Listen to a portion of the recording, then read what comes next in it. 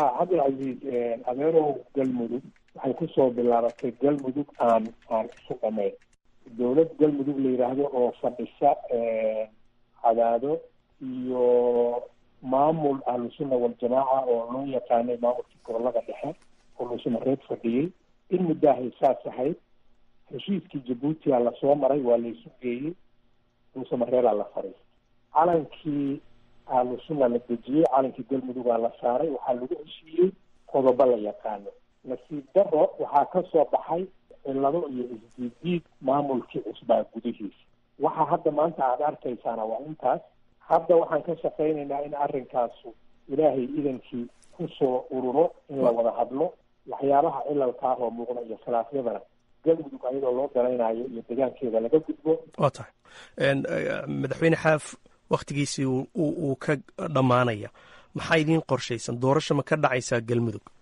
mowqifka dowladda federaalka aan kuu sheegi karaa annagu waxaan rabnaa in doorasho galmudug ay ka dhacdo waktigii loogu talagalay oo ah bisha julaay sanadkan hadda aan markaa sheekh shaakir iyo madaxweyne xaaf iyaguna waa kuwii sheegay in ay ku heshiiyeen in doorashada galmudug la qabto dhammaadka 2000 iyo siday hadalka u dhigeen 2020 maxay tahay qorshahaasi sideenaad u aragtaan idinku? cabdilcaziiz waxaan isleeyahay sheekh shaakir iyo madaxweyne xaaf iyo dhammaan mas-uuliyiinta galmudug iyo mas-uuliyiinta federaalka waxa uu yaala galmudug arrinkeeda inay wada xalliyaan meel wanaagsan keenaan doorashada waktigii loogu talagalana ay qabtaan wixii aan intaas ahayn oo laysku diidan yahana inta laga fariisto tafaahum iyo isafgarad laga gaaro. marka doorasho nooceeyaad doonaysaan marka in galmudug ay ka dhacdo? waayo dadka idin dhaliilaya waxay idinku eedeynayaan in faragelin aad wasaaraddaadii iyo dowladdiiba ku haysaan oo aad damacsan tihiin in shaksi markaasi ama musharax dowladda la fikira ama dowladdu ay dabada ka riixayso in meesha la geeyo sidii ka dhacday doorashadii koonfur galbeed oo kale. ma doorasho noocaas oo kale aad doonaysaan mise waxaad u ogolaanaysaan in dhinacyadan galmudug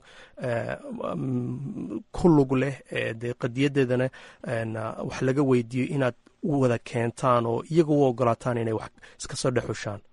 wallaahi cabdilcaziizow haddee nin suxufiyaha tahay oo adiga hadalka intaad doontaad kharaarayn kartaa laakiin anigu waxaan rabaa inaan kugu soo koobo galmudug anigu haddaan ahaa wasiirka arrimaha gudaha madaxweynaha iyo prime ministerka iyo xukuumadda dhani waxay diyaar u yihiin meeshaas inay ka dhacdo doorasho daah furan laga hormariyo dib u heshiisiin iyo is-afgarad mas-uuliyiinta galmudug iyo mas-uuliyiinta federaalka ah oo ay ka shaqeeyaan ummaddana meel la isugu keeno horena loo wada wado. marka bisha julaay qorshaha dowladda waxa weeye in galmudug doorasho ka dhacdo oon dib u dhac iman. julaay wixii aan ahayn waa wax wadahadal dambe ka dhashaa lagu bedeli karaa. wasaaraddaadu wax wadahadala ama hoose ama la og yahay oo idin dhex maraya ma jira adig iyo xaaf ama sheekh shaakir oo maamulkii dhuusamareebe ahlusunna oo arrimahan ku aadan ama kuwa cadaada jooga? cabdilcaziiz ma kala xirnin aniguna ma kala xirnin madaxweynaha iyo prime ministerkana kalama xirna. waa tahay laakiin in weli howle noo dhimantaan kuu sheegi karaa arrintaasina ay tahay howl fuli naga rabto. waa tahay inaan ku dadaali doonaan kuu sheegaa oo aan meel geyn doona. dhinaca kismaayo marka iyadana doorashaa la filayaa inay ka dhacdo. ra-iisul wasaaruhu waa kii halkaas tegey bal iyadana maxaa qorshaha dowladda ee maamulka jubbaland doorashada la filayo maxay tahay? cabdilcaziiz waxaad ila socoto ra-iisul wasaaraha iyo wixii hogaaminayaa sidii jubbaland madaxweyne axmed islaan iyo dadkii kale mas-uuliyiinta ahaa wasiiradii iyo way la fariisteen waxaa laga hadlaayana waxay ahayd waxyaabo uu wada rabay in laga wada hadlo oo laisla meel dhigoo la toosiyo. intaan anigu xoogaalka u ahay waxay soo gaartay meel aada iyo aada u fiican.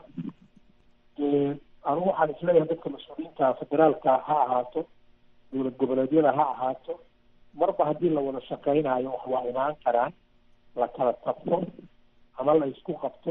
sidaas hadda ra-iisul wasaaruhu inta jubbaland u tegey oo la fariistay madaxweyne axmed maxamed islaan la fariistay oo arrimahaas ugala soo hadlay oo ay meel wax isula dhigeen waddadaas waa waddada u baahan mar walbaba in loo maro arrimaha.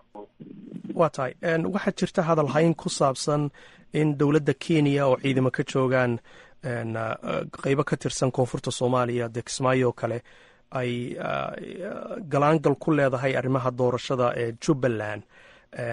idinka ka dowlad ahaan arrimahaasi iyo hadalladaasi hadalhayntaasi maxaad kala socotaan?